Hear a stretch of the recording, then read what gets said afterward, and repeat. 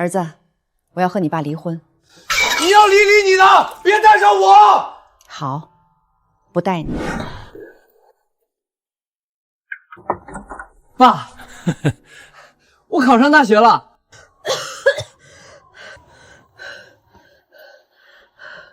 小军，妈妈快不行了，我要死了。你死关我屁事，害我跟你过了3年苦日子。周俊，还想读大学吗？再不来，我把你的情况反映到你学校去。你妈3年来没日没夜摆摊给你陪读，你就是个白眼狼。不要他来管，他累死都是自找的。你个混账，眼盲心瞎！他们要是真爱你，会算计我拿走你的抚养权。小俊，中考分数不够，要不复读1年，妈陪你。我才不去复读，丢不起这个人。你要是解决不了，我就去找我爸。儿子，爸说话算话，这学校爸给你搞定了。太棒了，还是爸你有本事，不像我妈，连个皮肤都舍不得给我买，只知道叫我复读。看到没？关键时刻还是我爸靠谱，只有他能给我办成事儿。你除了让我复读还会干什么？傻孩子，你以为你爸是救世主？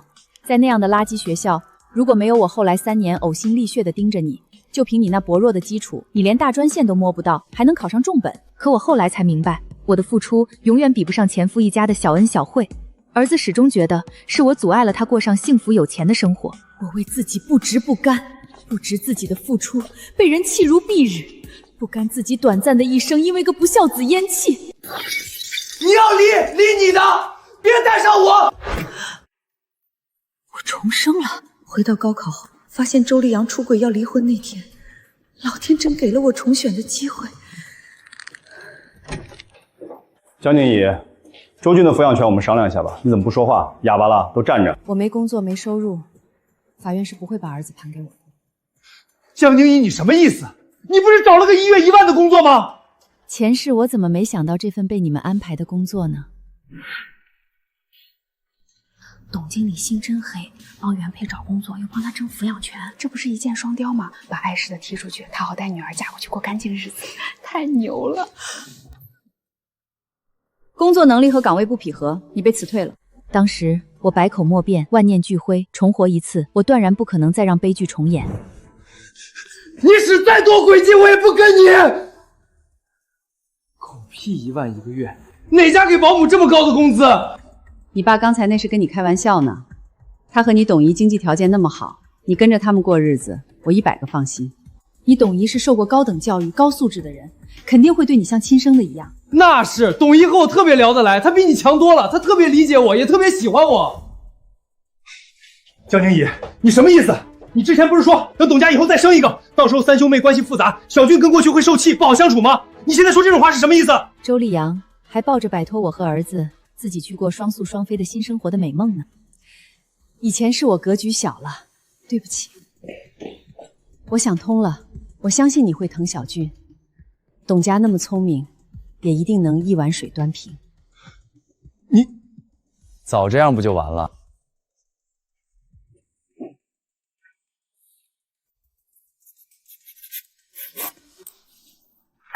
周立阳，你和董家出轨的证据我手里都有，房子车子我通通不要，我只要80万现金。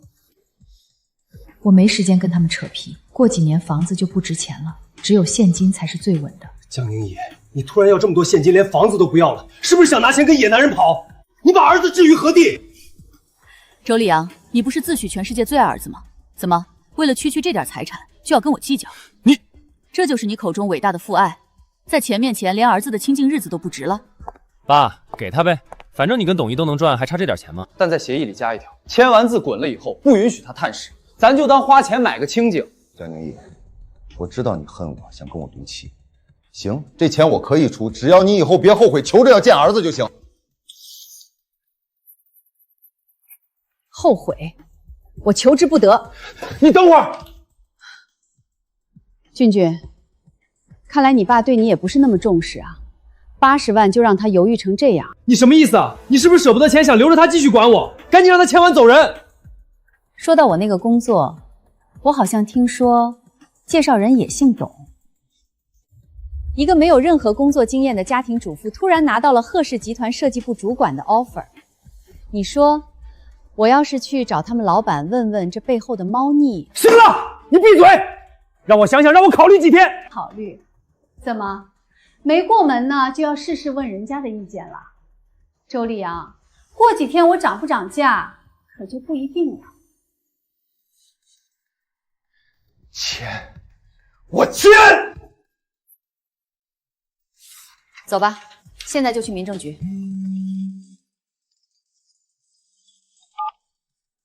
什么？见红了？佳佳，你别急，我马上过去。小旭，走，你董爷出事了。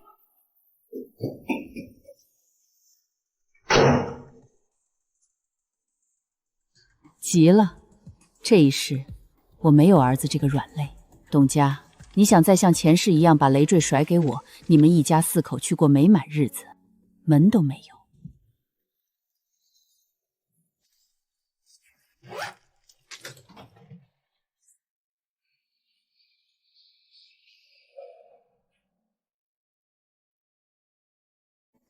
大妹子啊，看你这模样也是念过书的，怎么盯着找保姆的活啊？这伺候人的活名声可不好听。俊俊，妈跟你说个事儿，我以前公司的贺总贺艳林，你还有印象吗？没印象，别烦我打排位。公司里早就传开了，他是单亲爸爸，一个人带女儿，那孩子马上就要读高中了。他现在全公司广而告之，让大家帮忙推荐靠谱的高级管家。关我屁事！他开的薪水特别高，只要能通过面试，1个月能拿5万块。你说什么？你要去给人家当保姆？不是普通保姆，是高级管家，还要负责辅导孩子功课。那是伺候人的下线活，江静怡，你丢不丢人啊？你要是敢去，我就离家出走。好，妈不去了，妈不去还不行吗？但现在这些都不是问题。大妈，我不觉得丢人。我现在还算年轻，又是重点大学毕业，带娃家务我信手拈来，吃苦耐劳更是我的本钱。做保姆我也要做最顶尖的那一个。喂，哪位？贺总您好，我是您公司里的员工介绍来的，听说您正在找一位能兼顾生活和功课的高级管家，我想来应聘。哦，我公司的人？是的，贺总，我相信在整个行业里，没有人比我更适合这份工作。江女士，那先介绍一下你自己。当年高考我考了652分，至于现在的水平，贺总，我能保证我的分数不会低于当年。哦，做了10几年的家庭主妇，虽然样貌不复当年，但脑子还没丢。学习能力我认可。那么，家政方面的经验呢？做了16年的住家保姆，算经验吗？我的拿手绝活是单手抱娃炒菜，单手抱娃吃饭，单手抱娃拖地。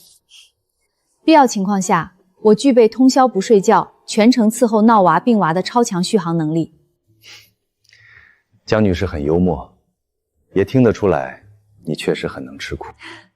那可不。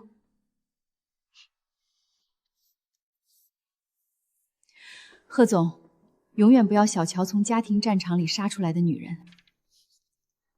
江女士，你的面试通过了一半，明天见个面，谈谈具体的合约。新生活终于要开始了。江女士，你的履历和谈吐确实让我印象深刻。贺总，我是带着诚意来的，我会把您的女儿当成我自己的孩子来负责。相谈甚欢是真，但我还是得再斟酌一下。您是觉得我离开职场太久了？我家是个马上读高1的女儿，这个年纪的孩子敏感且学业重。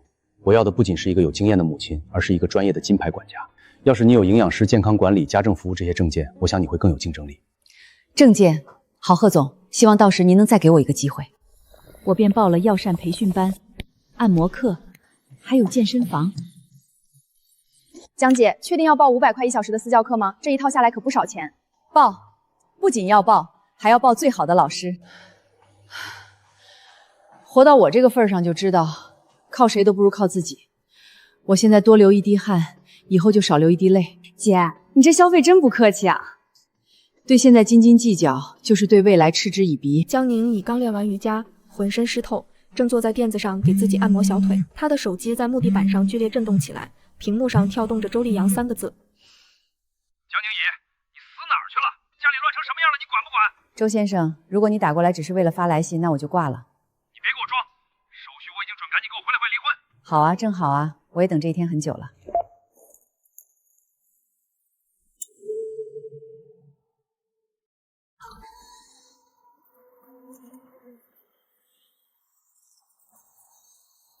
哟，大忙人还知道回来啊？怎么，为了一点出轨的小事就要罢工？你看看这家里乱成什么样了！我和小俊不用吃饭啊？妈，不做就不做呗。奶，这几天咱们点外卖可好吃了，尤其是那炸鸡，又脆又香，比我妈做的那些带出鸟的菜强多了。外卖好吃就多吃点。妈，您还是省点力气，留着精力去调教您那位心尖上的新媳妇儿去吧。你说什么胡话？你们老周家当牛做马做了10年头饭了，连离婚这一天您老人家都不放过我，还想让我进厨房？江宁茹，你长本事了是吧？怪不得小俊不愿意跟你，整天冷着张脸，斤斤计较，满屋子都是你带回来的负能量。像你这种女人，以后离了婚也没人要，连亲生儿子都嫌弃你，你就等着老了没人送终吧。我就没想要抚养权。周丽阳出轨是吧？想要跟小三儿双宿双飞是吧？那我凭什么带走儿子，好让他和小三儿在外面过逍遥快活的日子？我没那么傻，把小俊留下来恶心他们，我乐意。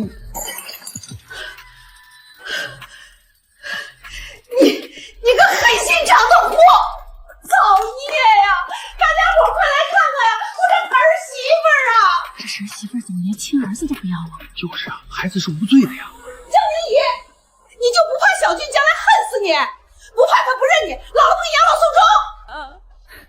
认我养老？妈，您这算盘打得太远了。多谢你们这些年没日没夜的在小俊面前诋毁我、贬低我。现在你们都是大好人，就我一个冷血心肠的坏人。那我就如你们的意，做个孤家寡人。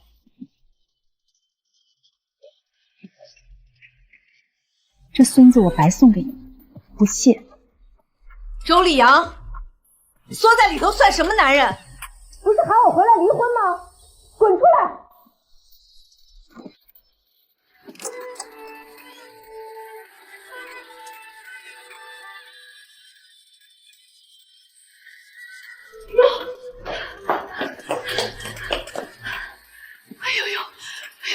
我的小祖宗，你怎么出来了？小心着点儿，千万别动了胎气。这就是前世他拼命想要维系的家，这就是他呕心沥血养大的儿子即将迎来的新生活。奶，你至于吗？整天跟见着宝似的，你又不是没孙子，我这么大个人站在这儿，你看不见啊？再说这肚子才多大点儿，谁知道里边是男是女？小俊，阿姨知道你还没接受我，不过阿姨前阵子特地去香港查过血了，结果已经出来了，是个小男娃。周俊，谁让你这么跟董阿姨说话的？没大没小。就是啊，小俊，你爸说的对，你现在是大哥哥，要好好爱护小弟弟。快快，赶紧把脏东西捡干净，别让你阿姨看着心烦，一会儿该反胃了。谁爱捡谁捡，惯着你！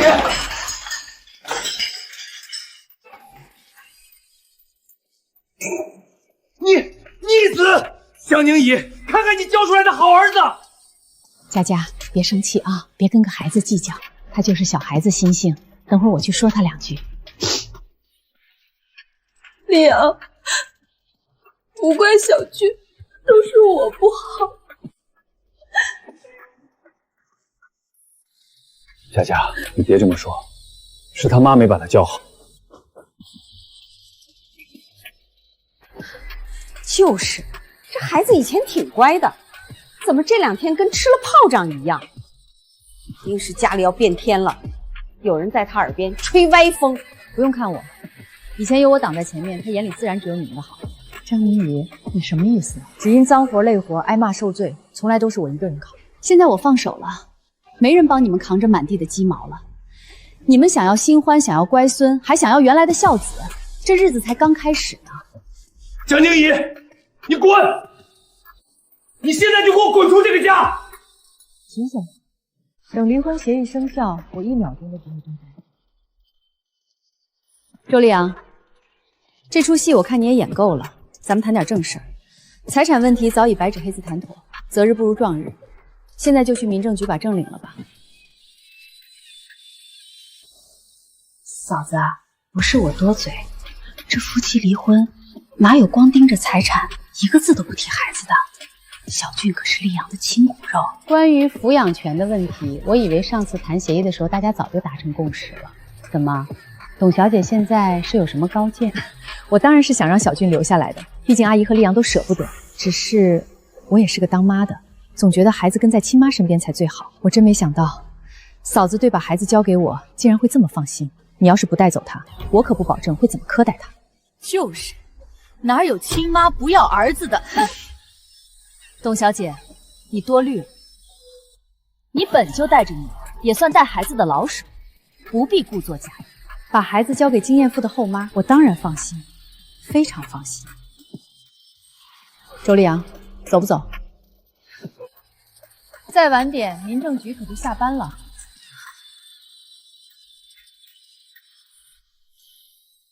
董小姐特地请假过来，不就是试探我要不要抚养权？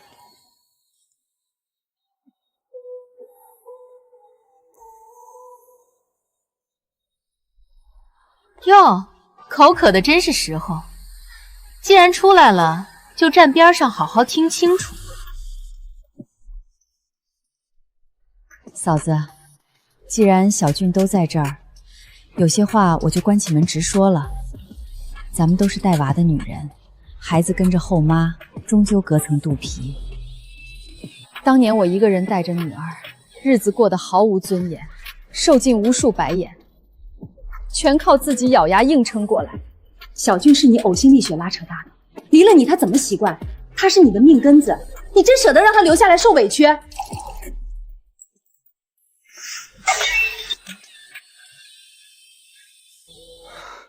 董姨，你这话到底是什么意思？非要把我往外赶？你明明说想做我亲妈，现在又假惺惺推辞，你是不是想反悔？你说，是不是想反悔？我的傻儿子，从前他刻意讨好纵容你，不过是尚未进门，刻意低头收买人心罢了。小俊，你董姨是为了你以后，为了我以后。明明是为了他自己的亲闺女，你当我是傻子吗？你带自己女儿住进我家，吃香喝辣，反倒要算计把我赶走。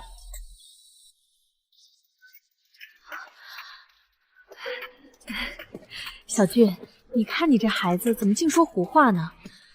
董姨怎么会赶你走？我喜欢你还来不及呢。我只是担心你妈孤身在外没个寄托，怕她日后不疼你，让你受委屈。有你们疼我就够了，少她一个根本无所谓。周俊说的没错，确实少我一个不少。真的，董小姐能把我儿子教得六亲不认，你这后妈属实成功。我真是第一次见，佩服，实在是佩服。够了，江宁姨，看看你这副嘴脸，你不就是想要钱，不要儿子吗？行，我成全你。拿着你的钱，赶紧从这个家里滚出去！江宁姨，你给我听好了，只要你踏出这个家门，往后你和我孙子小俊再无半点关系。溧阳，你真要把钱给他？他凭什么分走我们这么多现金？你好好想一想，往后我们还有3个孩子要养活，我女儿小俊还有肚里的孩子，处处都要花钱开销。他拿了钱转身就走，自在快活，凭什么要我们来承担这些？佳佳，别闹了，他手里握着我们的证据，闹上法院得不偿失。江宁姨，你别以为拿捏住溧阳就能万事大吉。我是贺氏集团元老，真闹起来，我顶多只是把关不严。我反倒要告你简历作假，凭我一句话就能让你在本地彻底身败名裂，无处立足。简历作假？董小姐记性真差，我好像从来没教过那玩意儿。不过既然你提到了工作，我倒是觉得我有必要亲自找贺总聊聊，跟他说说我这工作的来龙去脉。你说，要是贺总知道他的人事经理竟然这么大度，不惜坏了公司规矩也要给原配走红门，他会怎么奖励你这位元老？贺总，你连公司大门往哪儿开都不知道吧？去呀，你看人家理不理你。1314587，那那是贺妍涵的私人号码，你怎么知道？够了，不是那点钱吗？我们给。江宁怡，我真是懒得和你这种疯女人争。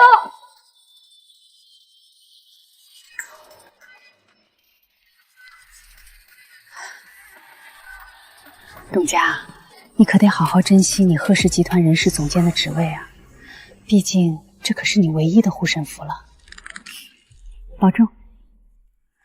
董爷，那穷鬼总算走了，咱们晚上去吃大餐庆祝一下吧。我想吃那家顶级牛排。对，佳佳，咱们现在才是一家人。走，奶带你去买点补品。既然你董家这么擅长收买人心，我倒要看看。自由了，我终于自由了，这才叫人生啊！你闻到了吗？现在的风闻起来都是甜的。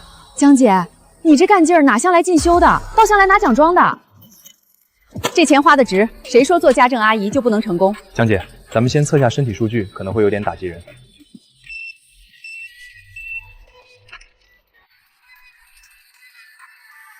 是啊，这么多年我从来没有好好对待过自己。许教练，不用客气，直接上最高强度的计划。我已经在人生的谷底了，现在的每一分改变都是希望。减了15斤，江姐，你这股子拼命劲儿，你知道这种感觉吗？就像回到了当年考上大学的时候。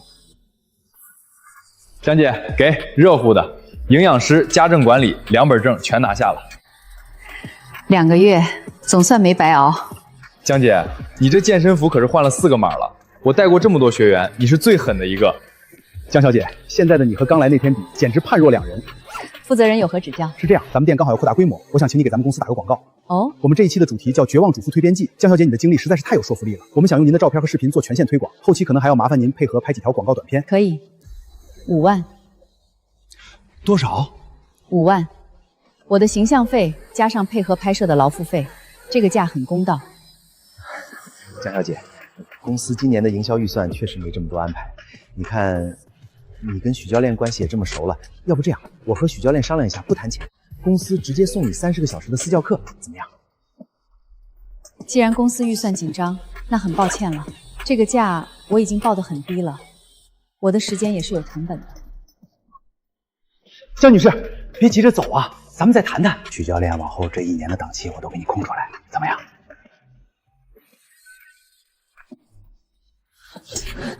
你要是这么说，可就真没意思了。怎么，觉得我是那些手里攥着几个钱就专门跑这儿来撩年轻教练的中产太太？我告诉你，我对男人这种生物这辈子都敬而远之。我可是连亲生儿子都能舍下的女人，你觉得我会为了这点所谓的照顾出卖自己的利益？对不起，江女士，是我嘴欠，是我以小人之心度君子之腹了。咱们按您说的办，就5万。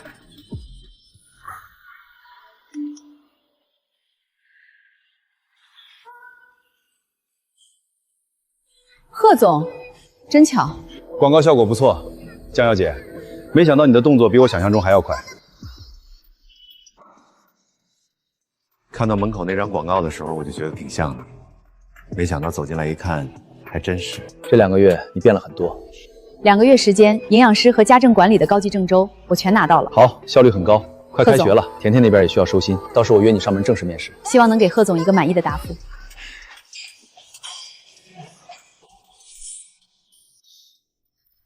贺总也喜欢许教练的带教风格。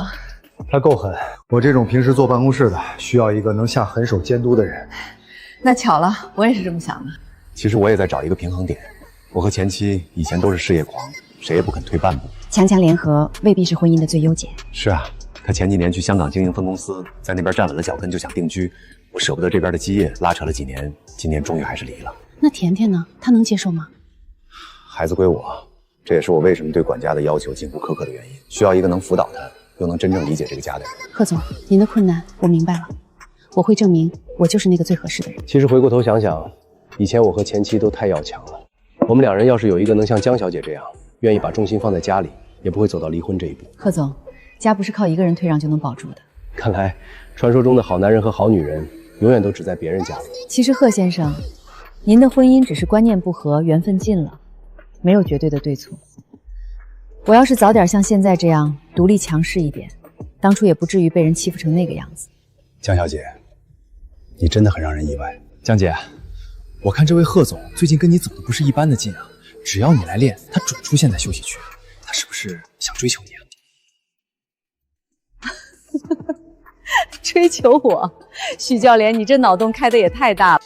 我看他眼神挺认真的，那么大一个老总，对你关怀备至的。许教练，这世上哪有那么多霸道总裁爱上我的戏码？像他这种精英利己者，不过是在考察高价值员工。哎，江姐，你等等我啊！你看那女的气质真好，像电视里的经理。江姐，对于贺总，你真一点野心没有？许教练，你真的是想多了。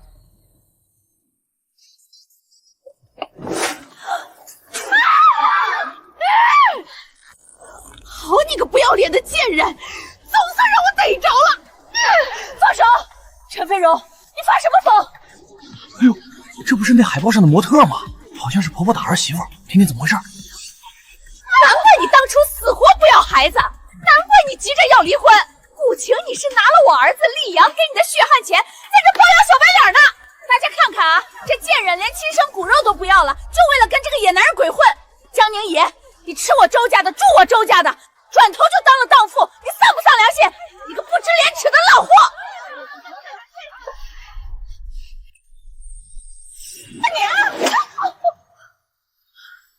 陈阿姨，是你儿子婚内出轨，而且我们现在已经离婚了。原来是钱婆婆啊！听这意思，是她儿子先不地道的，难怪离了婚变得这么漂亮。大家都评评理啊！我今天是好心带小俊来看他妈，可这当妈的是怎么当的？就算离了婚，难道连亲生儿子都不要了吗？我怎么不管了？每个月的抚养费，我哪次不是按时打到周丽阳账上的？那点抚养费够干什么的？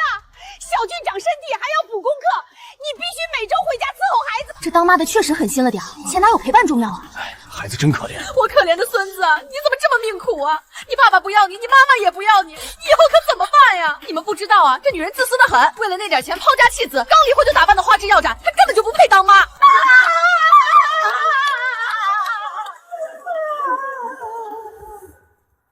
陈阿姨，才几天不见啊，你怎么变得跟菜市场的泼妇一样了？别忘了，你以前在家里是怎么教导我的？你说你是咱们小区最前卫、最洒脱的奶奶，还是夕阳红歌舞团的领舞？你看看你现在的样子，这领舞要是让团里姐妹看见了，以后你还怎么占 C 位啊？行了，别在这丢人现眼了，起来。小俊，奶奶是在帮你。谁要你帮这种忙？干嘛非要来看他的脸色？江宁怡，你别得意，你现在不管我，总有你老的一天。切，你得意什么？你赚再多钱又怎么样？长大了我可不会认你。等你老病卧床，我绝不送终。天哪，这孩子才多大啊，心肠怎么这么多？亲妈不管你，我看这种儿子谁管谁倒霉，简直是白眼狼转生。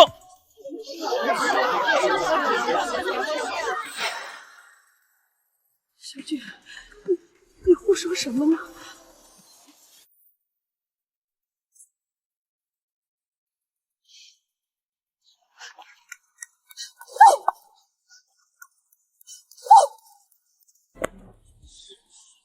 走啊，还在这丢什么脸？真当他是以前那个求人受气包啊？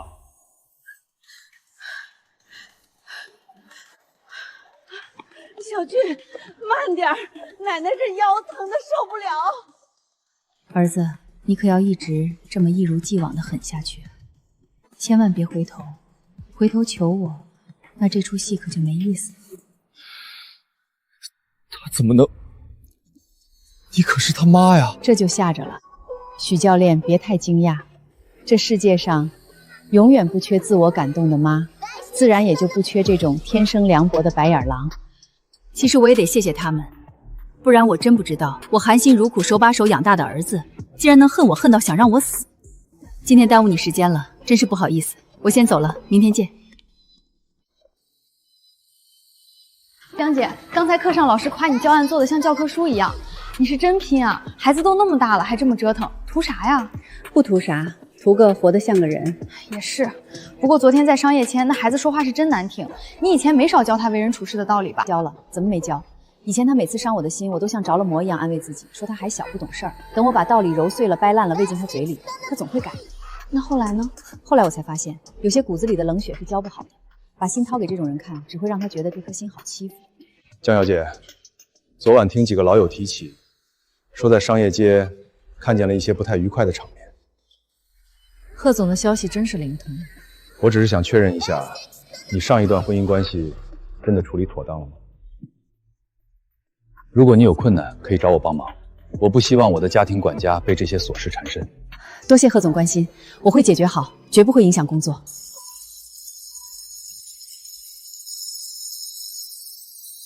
江姐，那男的一直盯着你瞅，眼神真恶心。江宁野，真是你？周先生，有何贵干？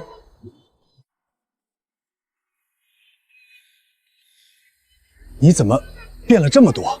简直像换了个人。周立阳，收起你那恶心的目光，有屁快放！江宁野，老实交代吧，你是不是早就在外面勾搭上野男人了，就等着这一天呢？周立阳，你是得了被害妄想症吗？有病赶紧去精神科挂个号，别在这儿对着正常人发疯。你现在瘦下来确实挺美，但我得提醒你，你竟然还想勾搭贺总，别做梦了！人家贺艳林是顶端的身份，那他能看上你这种离过婚的老女人？人家公司里年轻漂亮的姑娘多的是，你算哪根葱？周立阳，原来你就是那个在贺艳涵面前说三道四的卑鄙小人！哎，你干什么？疯婆子，放手！周立阳，你到底想干什么？在贺总面前胡说八道的人就是你吧？干什么？当然是坏你好事儿！你想把儿子丢给我，自己跑出来过潇洒日子，勾搭富豪？我告诉你，江宁野，没门儿！我不好过，你也休想飞上枝头变凤凰！说吧，你们全家人轮番来找我，到底想要我做什么？跟我回家一趟吧，正好家里有点事儿，咱们得坐下来好好商量商量。周立阳，你是得了健忘症吗？协议签了，婚离了，你居然让我跟你回那个家？你当离婚是小孩子玩过家家吗？我跟你回哪门子的家？我就知道你不会这么听话，江宁野，你以为离了婚我就拿你没办法？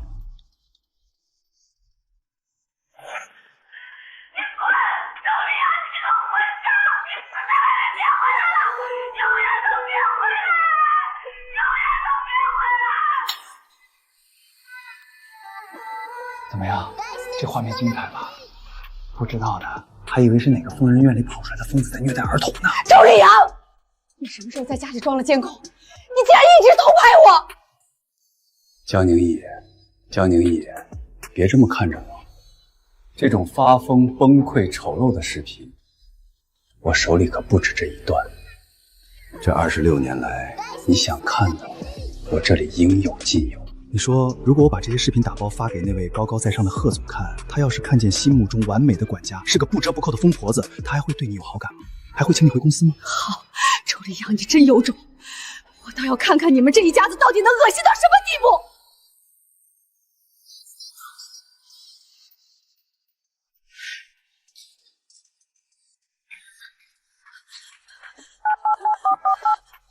周立阳，你在哪儿？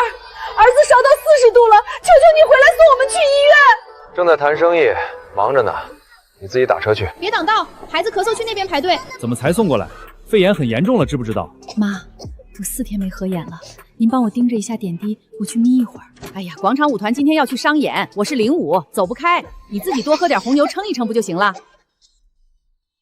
别想那些不愉快的了，只要你回来，我们还是一家人。你真让我长见识！我活在水深火热里求救的时候，你在监控后面当观众，你暗戳戳藏着这些视频，就是为了今天拿来捅我一刀。老婆，跟我也别端着了。那个董家当初也就图个新鲜，反正他肚子里那个娃还小，他年纪大了，坐胎又不稳，整天焦香的要命。再说了，我跟他到现在连结婚证都没领，只要你回来，他那我随时能断。你敢打我！周立阳，我以前只觉得你自私，现在我才发现你是真没底线。董家为你怀着孕，你居然能说出这种话，人渣！哇，野王哥哥你好厉害啊！这一波厮杀太帅了，以后玩都要带我哦，好不好嘛？那必须的，这区里还没几个能打过我的，我现在正冲国呢，厉害吧？哎呀，宁姨回来了，你看小军和欣欣多投缘啊，两人在这儿玩了一下午了，那模样，看着就像亲兄妹一样亲热。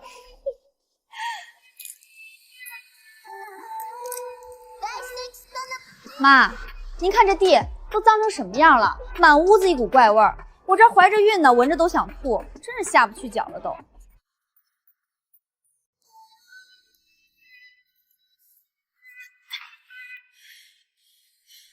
江宁姨，你看这屋里都乱成什么样了？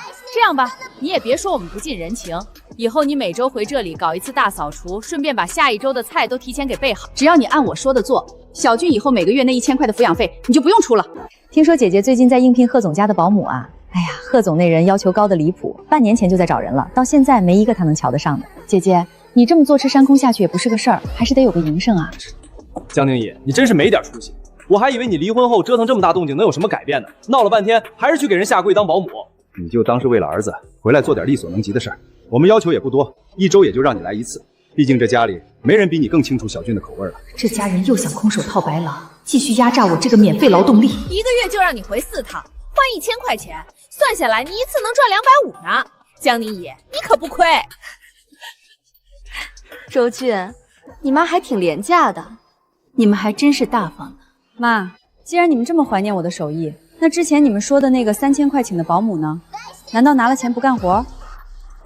那保姆心气儿太高，伺候不来。什么伺候不来？那就是一群废物。妈，你不知道，咱们家这2个月换了7、8个保姆了，一个个干活慢的要死，这不干那不干的。有的说我袜子脏不肯手洗，有的说咱家油烟重，甚至还有个干了半天就说闻不了这味儿跑了。真不知道一个伺候人的保姆有什么好拽的。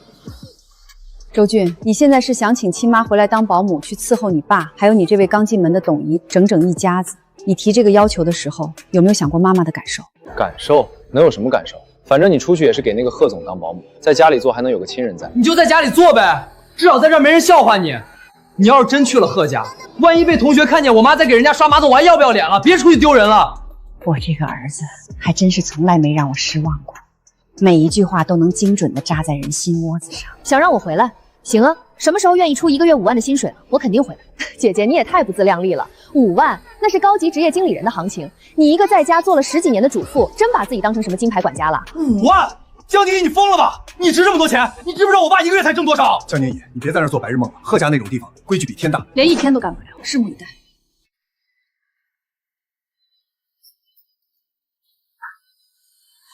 江宁姨，你走出这个门就别再回来！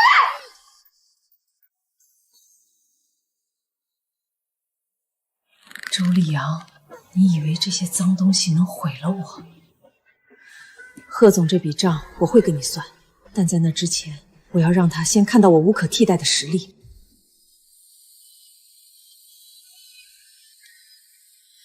现在家政门槛这么低了吗？什么年纪的人都敢来碰月薪5万的活？人家说不定是走苦力路线的。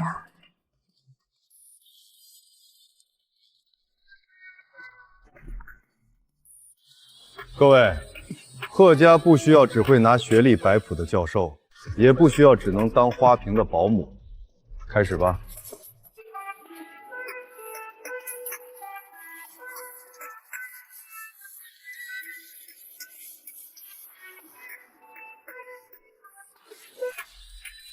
江小姐，说实话，你是这些应聘整里唯一一个让我感觉到全身心投入的人。因为我心无挂碍，贺总，现在的我没有任何家庭拖累，我的时间精力全都可以属于这份工作。爸爸，就选江阿姨吧，她讲题特别有意思，比我们学校那些老古董讲的通俗易懂多了。她一个人顶好几个家教，选她咱们家赚大了。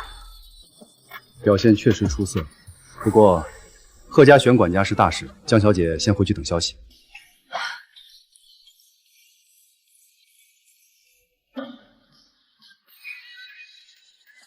贺总，今天训练辛苦了，如果方便，结束后一起吃个饭。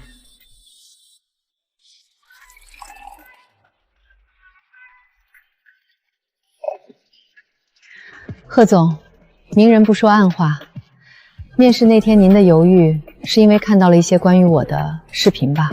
既然你提了，我也不瞒你，你们公司的董经理确实给我发了一些东西，但我这个人更愿意听当事人的说法。果然如此，贺总，那不是视频，那是我的16年血泪史。我那个前婆婆这辈子最爱美、最自私，她只会在我教育孩子时跳出来，用一点小恩小惠笼络我儿子，转头就当着孩子的面贬低我是个没用的保姆。我前夫表面儒雅好脾气，实际上伪善到了极点，他逃避所有家庭责任，只会通过打压我来标榜他有多成功。至于我儿子，他从小被那家人灌输大男子主义，自私自利，从骨子里就看不起我这个当妈的。贺总，您看到的视频里那个疯婆子，就是被这3个人联手逼出来的。酒能壮胆，但也容易让人沉溺。喝点茶吧，你需要清醒。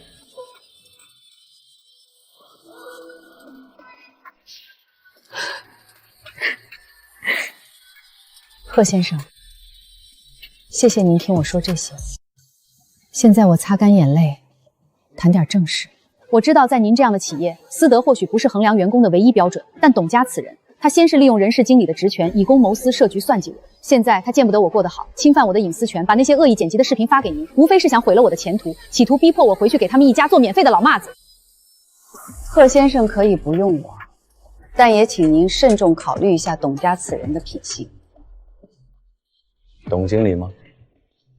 贺总，除了那些针对我的视频，您更该看看这些。这是董家和周丽阳出轨期间的聊天记录。董家为了讨周丽阳欢心，利用职位之便，贿赂了贵公司采购部的负责人，这是源头供应商的底价，而周丽行只是个3级分销商。董家这么一通吃里扒外的操作，贺总，您这1年来无形中至少多支出了300万的成本。江宁怡，当初你跟我自荐，甚至在健身房偶遇我，就是为了等这一刻。啊，贺先生，我理解您作为一个商人的多疑，但我必须声明2点。哪怕我作为你的雇主，每年因为这对男女平白亏损几百万，你原本也打算满意。是，如果您没看到那些视频，我不会说。我只想过我的新生活，没兴趣当正义使者。如果不是周立航他们来惹我，我这辈子都不会把这些资料递到您面前，因为我没必要平白给自己树敌。再说了，贺氏集团这种体量的公司，每年因为这点龌龊事儿亏损几百万，归根点底是您内部管理疏漏，甚至是您用人不当。江小姐，你倒是一点面子也不给我留。所以贺先生现在也不用感谢我，我这人自私得很，所作所为全是由于自保。你别紧张，这件事本来就与你无关。我贺艳玲还不至于把公司内部的失职怪到一个外人头上。只要贺先生不误解我的动机就好。事情我了解清楚了，感谢江小姐今天的坦诚，这很难得。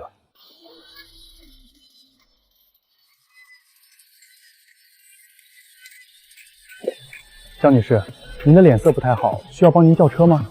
不用，谢谢。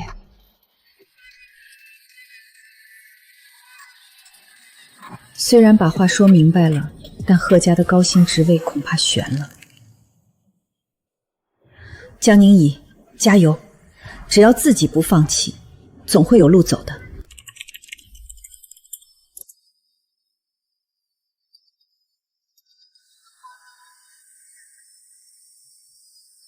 对，我是江宁怡，高级管家、营养师、教育辅导，我的履历已经发到您邮箱了。江小姐，您的条件很优秀，不过您之前在贺氏集团面试的消息我们听说了。那是之前的选择，我不会把希望只寄托在一个人身上。既然要付出，我就要拿最好的 offer。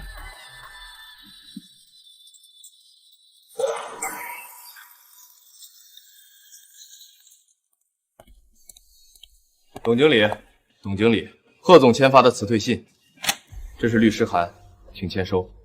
凭什么？我是公司元老。元老，我们在查你违规引进供应商周立阳时，顺带查出了你这3年来所有的记录，用人唯亲、牵线贿赂、虚报开支，光是赔偿金就能掏空你的老底。董家，贺总说了，由于数额正大，法务部会追究到底，你可能要面临牢狱之灾了。剔除供应商资格，贺氏集团这是要把我往死里整啊！哎呦，这可怎么办啊？家里还没进钱，要赔那么多钱。董家，你不是说你能搞定贺艳林吗？别吵了，我连工作都没了，那些钱全都要吐出去。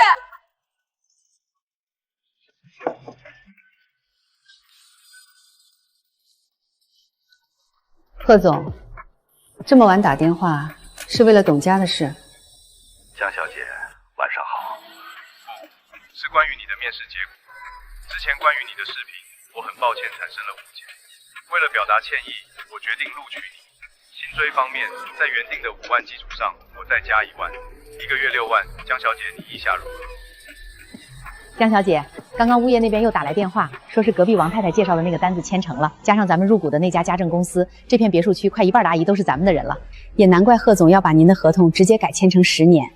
甜甜现在成绩全班第1，人也开朗了。贺总那是怕您被别人挖了墙角。这种互相信赖的关系，干起活来确实舒心。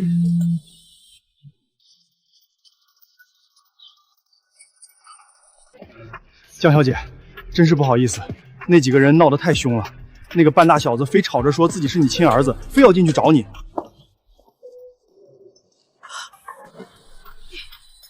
你是江宁怡？你这身皮得多少钱？宁怡，我就知道你发达了。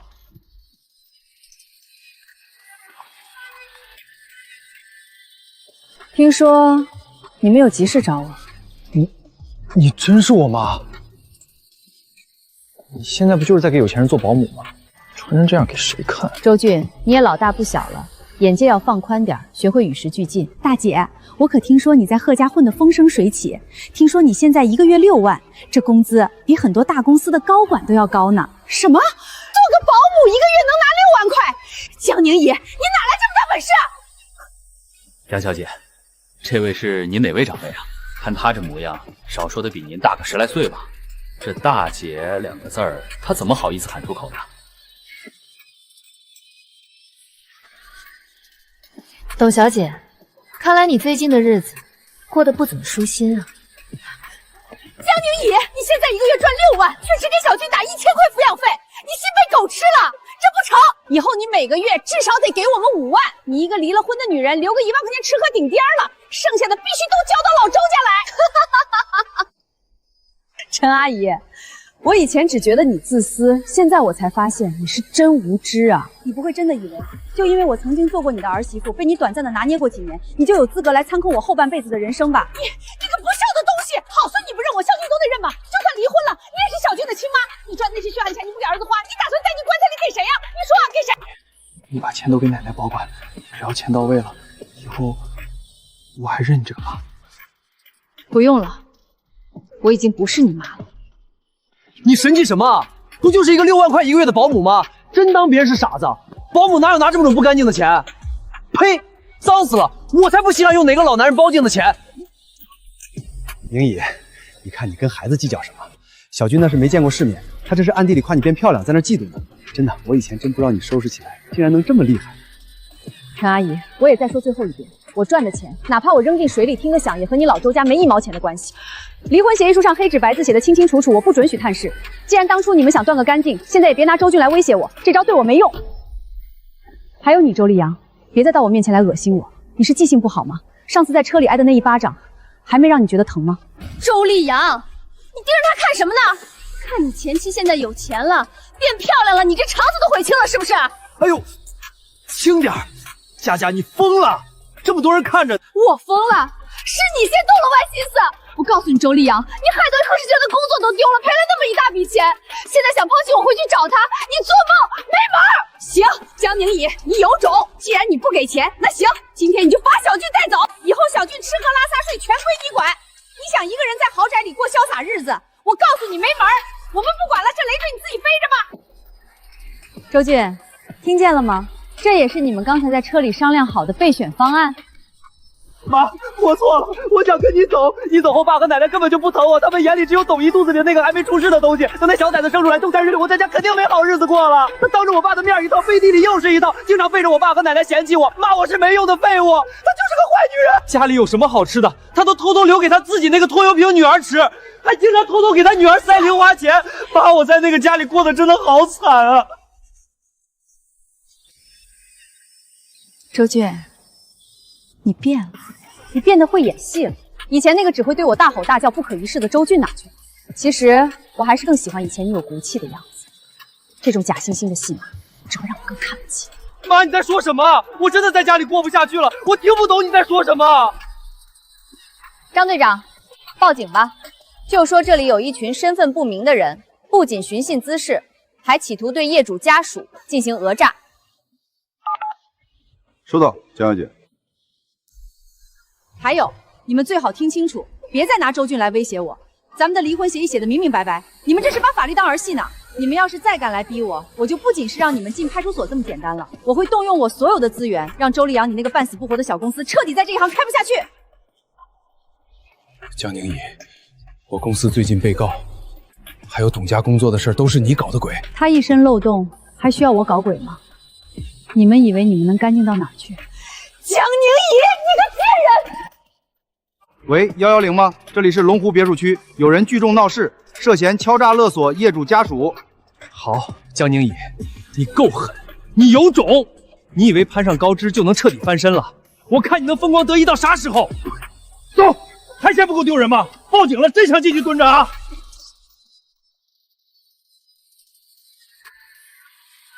这个恶毒的女人！去死吧你！我就当从来没有过你这样的妈！我真的不认你了，你滚啊！郑小姐，你怎么样？你这孩子怎么动手伤人啊？装什么装？一个臭保姆而已，月薪6万又怎么样？你在贺家还不是得给人刷马桶提鞋？你连给我爸提鞋都不配，手里有几个臭钱了不起啊？真让人恶心！江小姐，这孩子刚才还在哭着喊妈，怎么一转眼跟变了个人似的？这变脸的速度也太吓人了。张队长，你看明白了吧？这就是他的本性。刚才的哭诉不过是看我穿得好，赚得多，觉得有利可图才演的戏。真没想到，亲生儿子嫌弃亲妈当保姆。是啊，只要识破了他的目的，他马上就会撕掉那层伪善的皮。也好，这样我最后的一点念想也算断干净了。江小姐，刚才我在2楼阳台都听见了，那半大小子说的话也太难听了，什么臭保姆不配提鞋，他可是你亲生的，怎么能说出这种话？这才是他的真心话。张姐，他们这16年，但陈飞荣也便念叨我是个卑微的保姆，这些话早已经刻在他骨子里。可他刚才还哭着求你回去，看着挺像那么回事的。那是因为他觉得有利可图，一旦发现目的达不到，他马上就会变回那副嘴脸。不过他刚才骂董家的那些话倒不像是假。董家丢了工作，却还护着自己亲屁股债。周俊这种自私到极点的人，怎么忍得了？我就等着看那二婚家庭爆发大戏的那一天。听张队长说，周家的人来闹过，还动手了。贺总，一点小意外，不碍事。宁怡，只要你点个头，我可以出面教训一下周立阳。他不过是个2、3线的分销商，我只要在行业内打个招呼，他绝对活不过明天。算了，贺总，没必要。你还顾念旧情？顾念旧情？不，我是怕他彻底垮了，我就得被迫接手周俊那个烫手山芋。他现在有周家和董家缠着，对我来说才是最安全的。我可没那么傻，把自己重新拉回那个泥潭。伤得怎么样？要不要喊家庭医生来看看？没事，小孩手劲小，不影响。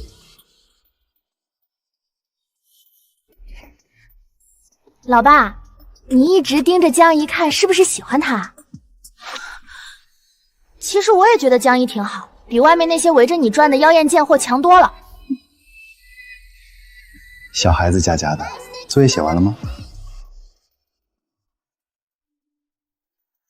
甜甜别胡闹，我去厨房看看明天的菜单。江小姐，您可算回来了。您不在的这段日子，外头可出了耸人听闻的大消息。什么消息让张姐你这么慌张？还不是你以前认识的那家人，那个董家，听说前几天流产了。流产了？不仅如此，那个叫周俊的小子好像也闯了大祸，现在不仅停学了，还被警察带走，直接进了看守所。现在周立阳那个公司也被董家报复的彻底黄了。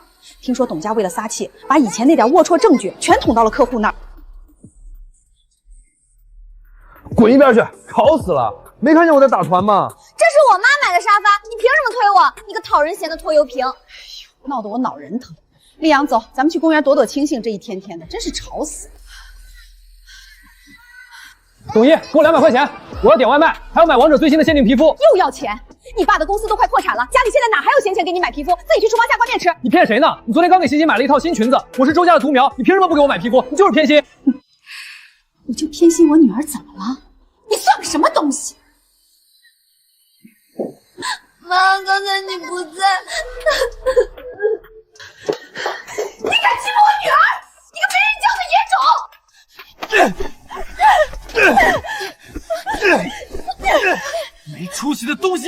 我抢家产！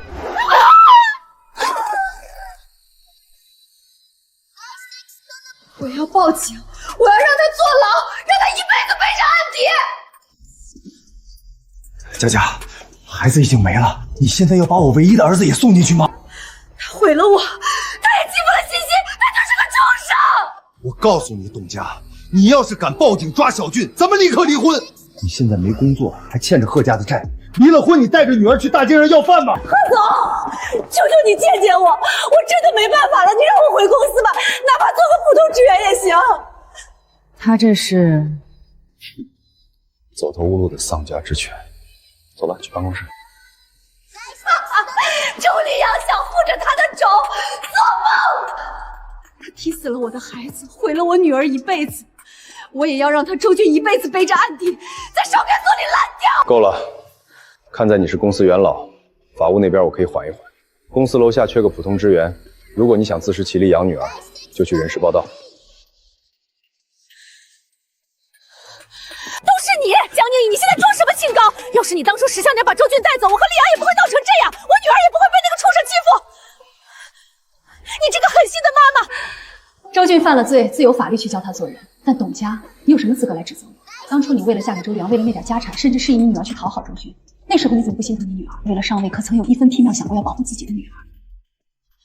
利用女儿当筹码，现在却来怪别人没帮你分担人渣。董家，我真为你女儿感到悲哀。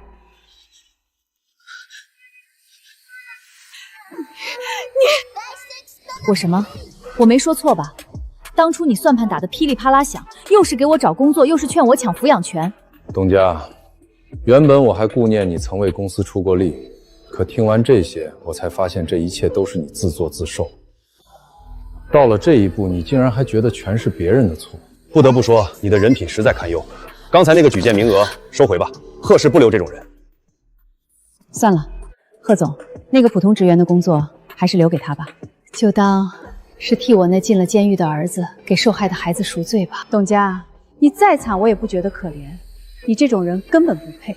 离了婚又没了工作，他怎么活？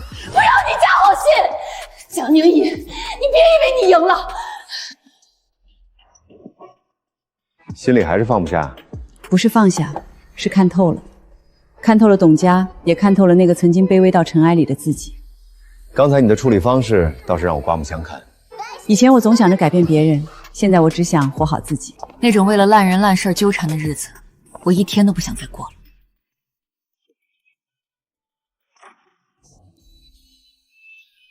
是在担心你儿子？担心？不，贺总，我甚至觉得这个结局挺好。挺好。若是当初我听了董家的作销，费尽心机去争取抚养权，把我儿子带在身边，我想今天我的结局会比董家还要凄惨。董家至少还有命在，而我怕是会被他生生耗死在那个不见天日的泥潭里。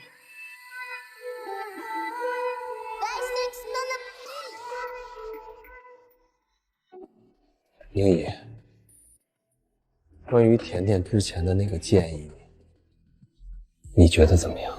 贺先生，您这算盘打得够响啊！这是不想再支付每月6万元的管家费了，打算换个更省钱的头衔。宁姨，你知道我不在乎那个。贺先生，我知道您想要一个能以家族为重、能全身心照顾甜甜和这个家的妻子，但那是以前的江宁宇。现在的我不是，我刚从一段保姆式的婚姻里死里逃生，我有自己的事业。做您的管家只是我职业规划的开始，而不是我人生的终点。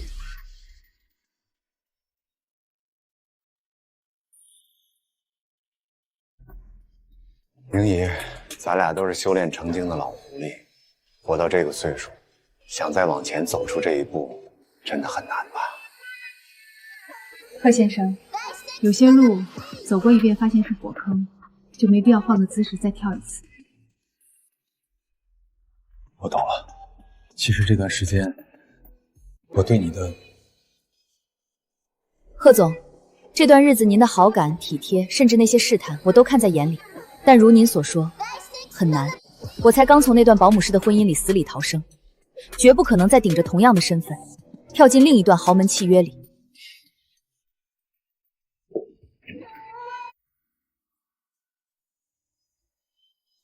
大不了就赔上那笔违约金，拍拍屁股走人。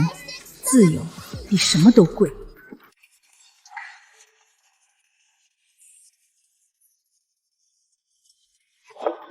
别这么叫我，周俊，坐下。妈，你终于来看我了，你带我出去好不好？在里面待的不习惯。我真的知道错了，妈，你别嫌弃我，我只有你了。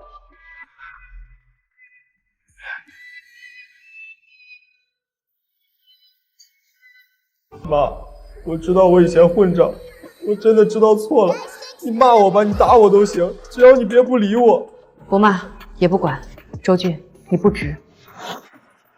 妈，我在这天天挨欺负，我才发现以前只有你对我好，都是奶奶和爸爸的错，是他们老在我面前说你坏话，说你没用，说你只会干活。我当时年纪小，听信了他们，我没想真的不要妈妈。周俊啊，周俊，为了让我救你出去，连你那个视若神明的老爸都能出卖。